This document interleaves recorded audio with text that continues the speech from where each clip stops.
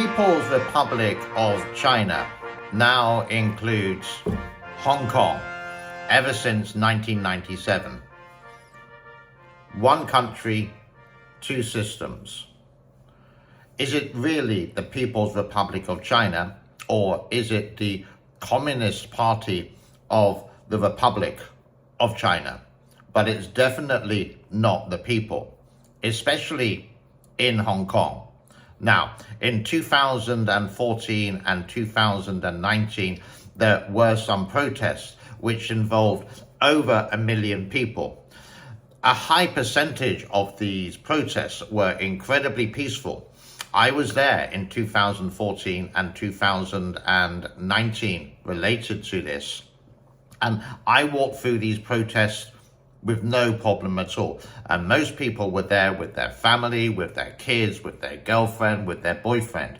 Now, granted, there were a small percentage, a tiny percentage of people, like you could say 0.01% of people who were doing the bad things related to a protest. The same as anywhere else in the world. It's not all going to be peaceful, especially when you're dealing with millions of people.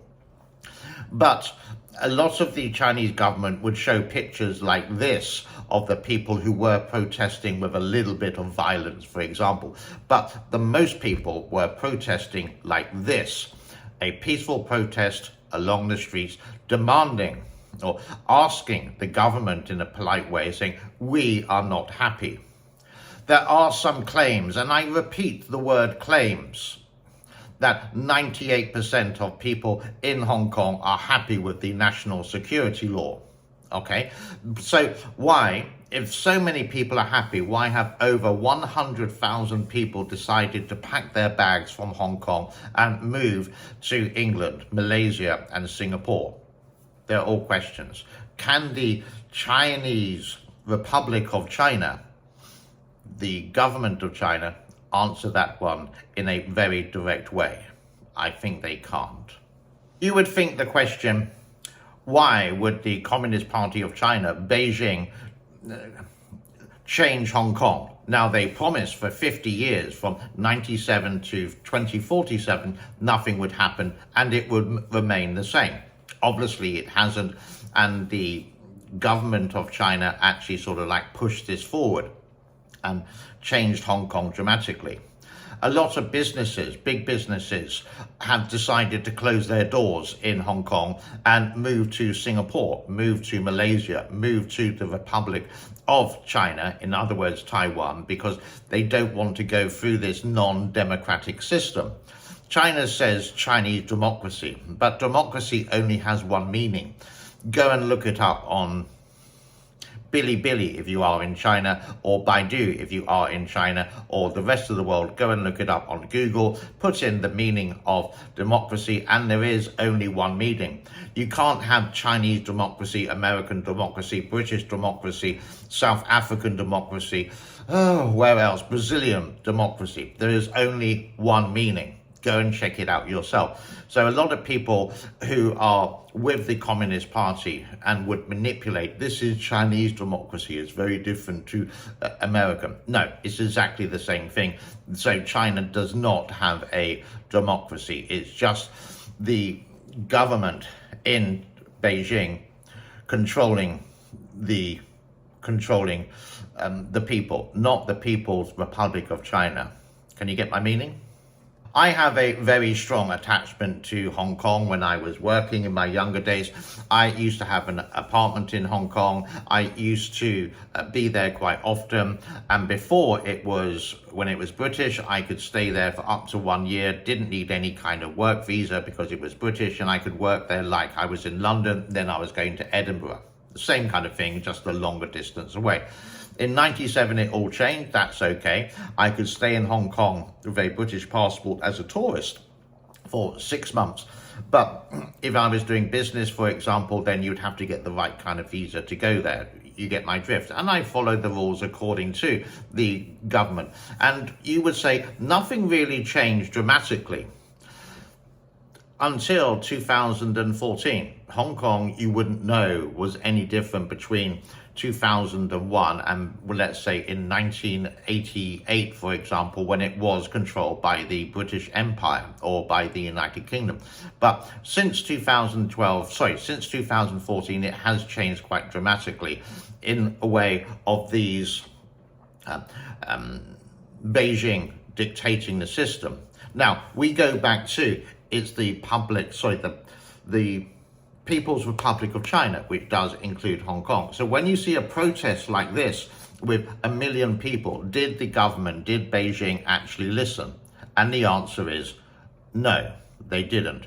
And you can see sometimes how the police reacted even to people who are minors.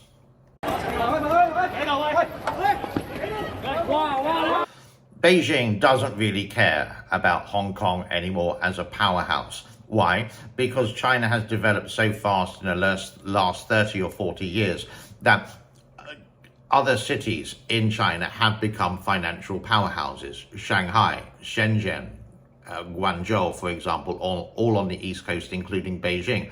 So Hong Kong's day is, according to the CCP, is sort of over. We don't need it, so we can control it, as we don't need it as a financial powerhouse, which is mainly controlled by, you could say, the big international banks would be based there, like HSBC, Citibank, Standard Chartered, Bank of America, etc., etc. And that's why they sort of said clamp down on the whole situation. Now, you may think I'm completely balmy and loopy and this is all wrong. I will put up a poll on the community board on my channel, and what do you think? And doesn't matter where you're from, you can agree, you can disagree, and you can choose this, and it's all anonymous. I can't find out where you're from and what your point of view is. But it'd be interesting to see the world view. Now, I don't have the biggest subscribers in the world, like 32,000 have, so many thanks for the people who do follow me over the years. And if you haven't, then please do. It just really helps my channel grow, if it will ever grow any further. I do actually concentrate quite a lot in Asia, hence I changed the name to the Asian channel, and mainly about this country where I am, Cambodia, and also China. Here's a question for you too, food for thought.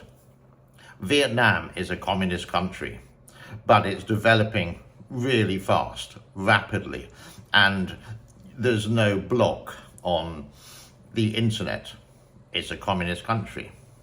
People can express their point of view, like I can, you could say, about England. If I was in the UK, I could say bad things about the Prime Minister. If I wanted to, I could say bad things about King Charles. But you can't do this in China, especially in Hong Kong, because there's even a law related to it nowadays. You can't carry a book literally in Hong Kong now saying that the Communist Party of China is bad. So to summarize, what do you think is the future of Hong Kong?